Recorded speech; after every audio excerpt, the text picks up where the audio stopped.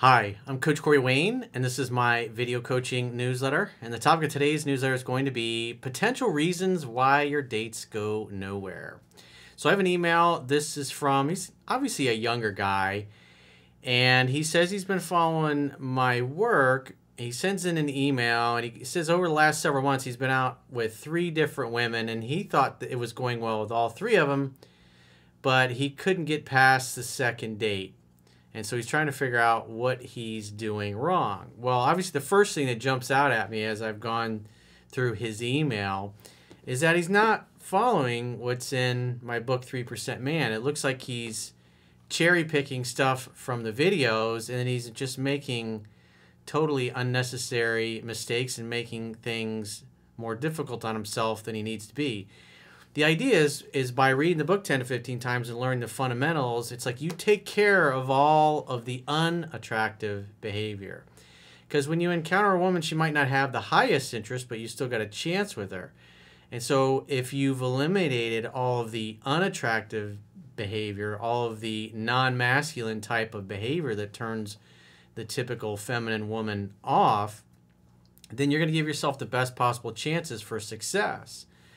But if you're with a woman who doesn't have super high interest, but she's willing to give you the benefit of the doubt, and you're still displaying unattractive behavior, you're literally shooting yourself in the foot, so to speak, unnecessarily, and making things way harder on yourself than it needs to be, which is what this guy is doing. There's just lots of little things that he is not paying attention to and not doing that are not helping.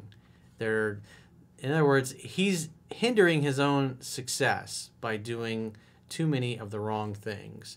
So I have a quote that I wrote, and then we'll go through his email. And even included the text exchange where this latest woman basically said she wasn't feeling it. So the quote says, "When it comes to romance, impatience never commands success. Women love men who are mysterious and who they have to make an effort to get to know versus guys who are an open book and way too easy. Attraction is not a choice. Women are naturally attracted to men who display dominance. They know what they want, they have a plan to make it happen, and they take action to make it happen. Dominance is displaying competence. Passivity is displaying incompetence." And so you can tell, I mean, right away, like one of the first things he does is that he meets this girl at a party through mutual friends, but he doesn't get her number. He goes the indirect route and asks a friend to get the number for him. You may think that's not a big deal. If her interest was super high, if on a scale of 1 to 10, her interest was an 8, he could probably get away with it. But just little things like this that show he doesn't have the confidence or competence in person to take the risk and ask for the number, that's unattractive behavior. He's not doing something because it's easier to go through the friend and be indirect. He doesn't think it's a big deal. He's thinking, hey, I still got the number, but it's the way he went about getting the number. A confident man asked for it, especially if you're having a good conversation. There's no reason not to ask for the number. Now, I wrote about a case in 3% Man that happened many, many years ago where I was hanging with a good friend, and I met this girl, and we really clicked, and we'd all been drinking, and I remember waking up the next day thinking, damn, I didn't even get her phone number. It totally slipped my mind. Obviously, alcohol was involved, but I knew where she worked because she had told me, and so I called her the next day, and she was excited to hear from me, or at least I thought she was. And then she asked for my number, and she said she'll call me back. Well, she ended up calling me back the next day, and we had this long conversation. And she was really into me, because I could tell when we met, she was really into me. But obviously, if you've read 3% Man, you know that within a matter of weeks, I had completely turned her off, because I just didn't know what I was doing. So I'm going to go through his email, and after I get through it, then we'll go through the text exchange where she blew him off, basically. It says something along the lines of, hey, it's not you. It's just... there's nothing you did. There's nothing wrong with you. Just not feeling it. So he says, "Hi, Corey. I've been reading your material and watching your videos and seeing some success, but I'm still having trouble closing the deal." So reading your material tells me you may have thumbed through the book. You're cherry picking and you're being lazy. And this is just totally unnecessary. to be making these kinds of mistakes. But it's good because there's other people that are going to watch this and go, you know what? I'm actually going to read that book now, and I don't want to be like this guy and blow a good chance. This year, I've had 3 separate instances where I met a girl I was really into, went on 2 dates, seemingly had a great time with him, kissed, but then failed to get a 3rd date. Once or twice, I could chalk it up to bad luck, but 3 times is clearly a pattern. Clearly, I'm doing something wrong and have more work to do. Well, it would help if you follow instructions and read 3% Man 10 to 15 times like I instruct. So if you've been following me, we're now in November, which is the 11th month of the year, and you've had 3 different women, and you imply that you've been following me all this time, but you still don't mention anything about reading the book, because people that actually read the book mention that. You just said, I'm reading your material. That tells me I'm cherry picking and being lazy, but I expect to be successful. It's not going to work, dude.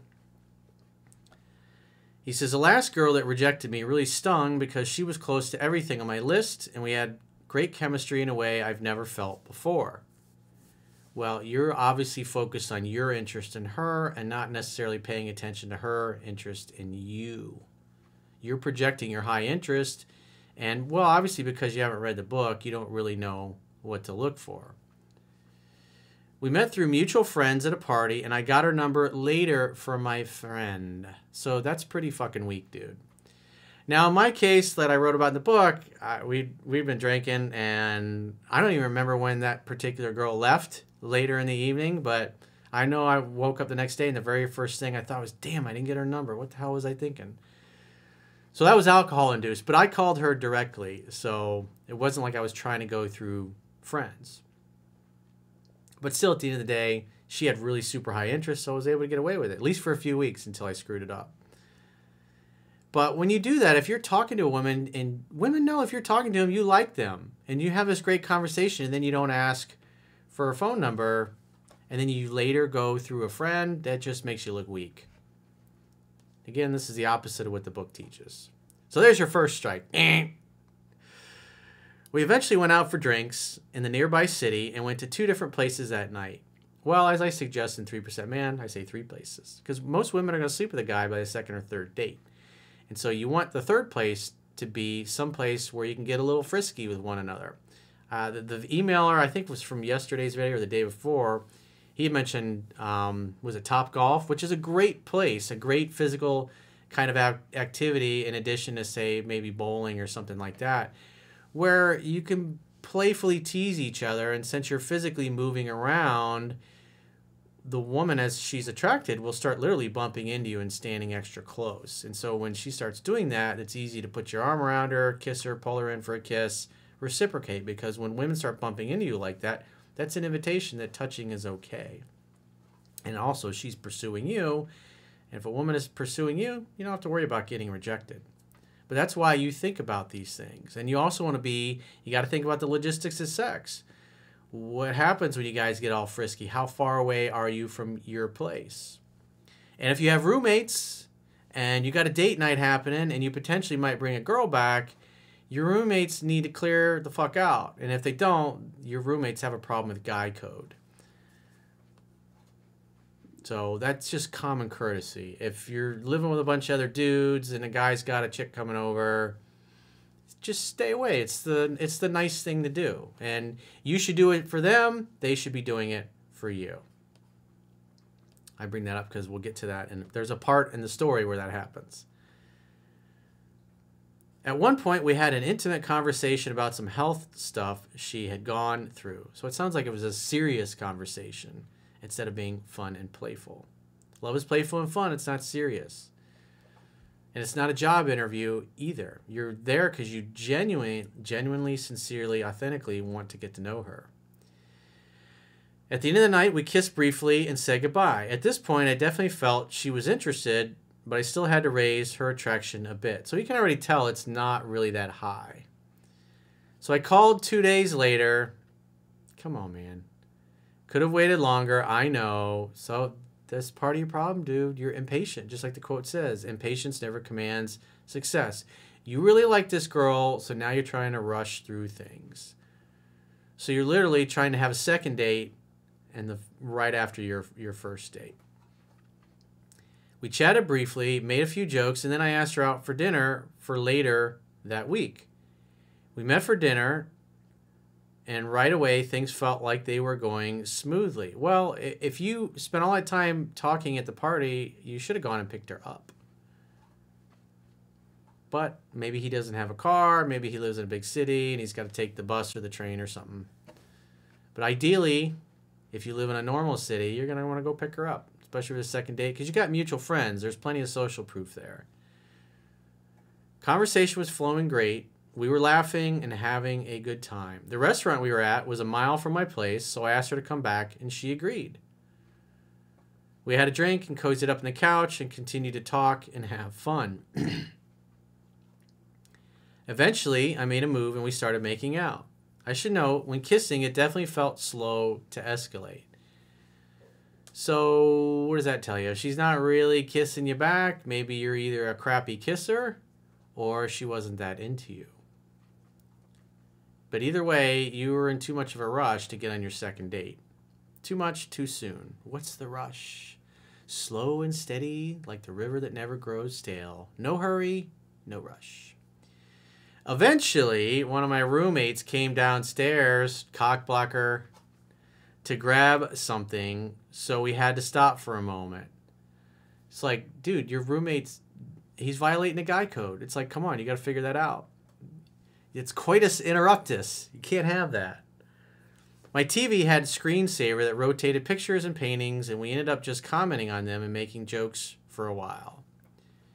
We were laughing, and it honestly felt like I was hanging out with a close friend, even though we hardly knew each other. It was a weeknight, so she had to leave to get up early. More than likely, she probably excused herself because she wasn't feeling it. We kissed, and I told her I like hanging out with her. Dude, she knows you like her. She texted me saying she got home safe and mentioned her old car acting up on the way home. I made a joke about it and said goodnight. At this point, I thought I had raised her attraction. 2 days later, thinking I had a third date in the bag, texted her about seeing a movie. Come on, man. A movie? You're trying to seduce a woman. How are you going to seduce her in a movie theater? I can understand if it's your girlfriend and you've been on multiple dates, but somebody that you're trying to do a third date with because you're hoping to burn. No, you're not following the book, dude. No movie dates. I received a reply 12 hours later saying she didn't feel a romantic connection. I've attached the text. Well, let's go through the text real quickly here. And so this was the text that she sent him when she got home after the second date. Made it home safe. My car decided not to upshift on the highway, so I was going 60 at 5,000 out of 6,000 RPMs for like a mile or two until the next exit ramp, LOL. But I turned it off and on again and got back on the highway, so it seemed fine. He says, haha, oh my God, that's crazy. Yeah, the old try restarting it never fails. Well, glad you made it home. Ha, have a good night. Z's, the little Z's emoticon. She says, I know, when in doubt, turn it off and on again and maybe throw some rice in. Good night. He hearted that message. So 2 days later, on Friday, he says, have you seen Dune? Also, do you want to see Dune? Should be doing movie dates for the third date, bro. That's right out of the book. But you didn't follow instructions, so you get the pain, the agony of defeat. She says, I have not, LOL. I had a really nice time with you, and you've been so sweet. And I really appreciate how well you've treated me. Mr. Nice Guy. She didn't say Mr. Nice Guy. But I don't know if the romantic connection is there. You did nothing wrong at all. I just felt something was missing when we kissed, and you deserve someone who's crazy about you. So he could tell that it took a while to escalate, so she wasn't really that into kissing you. Maybe you were a lousy kisser. Maybe you had terrible dumpster breath. I don't know. That's another thing. I highly recommend, if you're a man, or a woman for that matter, you purchase a water pick, a good water pick, and like a good, ultrasonic toothbrush, so you can brush your tongue, get way back in there, because If you got stank ass breath, it's like, that'll turn a woman off pretty quick. He says, hey, no worries. I appreciate the honesty. If you change your mind, feel free to reach out. Thanks, Bob. I definitely will, she says. So after going through the rest of his email, he says, it seems I'm fine getting to second dates, but escalating it beyond, that is where I have trouble. I don't know exactly what I'm doing wrong here. Well, you're not following instructions. You don't know the book, so you're making stupid, unnecessary mistakes. And I would say this woman wasn't that into you, but she was willing to give you the benefit of the doubt. But, I mean, it started in the beginning, being too timid and weak to ask for the phone number in person, being impatient, and in essence trying to make 3 dates in 1 week with the girl. 1 date per week, bro. That's what the book says, and I say it in countless videos. And you tried literally to do 3 dates in about a week. So you try to condense 3 weeks of dating down into 1 week. So if you got if she's not that into you, you're trying to do too much too soon because you really, really super duper like this girl. You gave her no time to miss you, to wonder about you. Like, these are just the obvious things. And I don't know how the conversation was flowing in the date, but asking her to go to a movie on a 3rd date is, I mean, come on. I mean, seriously. You got to participate in your own rescue. You got to read the book. But these are little subtle things. Like I said, if the woman was super into you, if her interest in the very beginning was an 8 out of 10, probably could have gotten away with all these things. It wouldn't have been a big deal. But when her interest starts out pretty low, and you could tell her interest was low just because the kiss, and maybe he's not a good kisser. If a guy's not a good kisser, he's going to suck in bed. And there was a video, I think it was called The Bad Pickup Artist, with Jennifer and Gracie that we did. You can see that this guy was literally in his 50s, and he has no idea, even in his 50s, how to kiss a woman. And if you're that far down the road and you don't know how to kiss a woman, and you're with an experienced woman, and you do a terrible job of kissing her, she's going to know you're going to absolutely suck in bed. Be a 2-pump chump, and you're out the door. It's not going to go over well. So I would suggest reading the book 10 to 15 times and actually following instructions and actually doing what I teach. I mean, it is, after all you got to do is subscribe to the email newsletter on my website. You can read 3% Man for free. You can also read Mastering Yourself for free, my book on self-reliance, and the book that ties them all together, Quotes, Ruminations, and Contemplations, Volume 1, which is also out. So you have no excuses. The information's there. All you got to do is put your name and email into the subscribe box and follow the instructions. And if you got a question or challenge in your personal life and you'd like to get my help, go to understandingrelationships.com, click the products tab at the top of your screen, and book a coaching session with yours truly. Until next time, I will talk to you soon.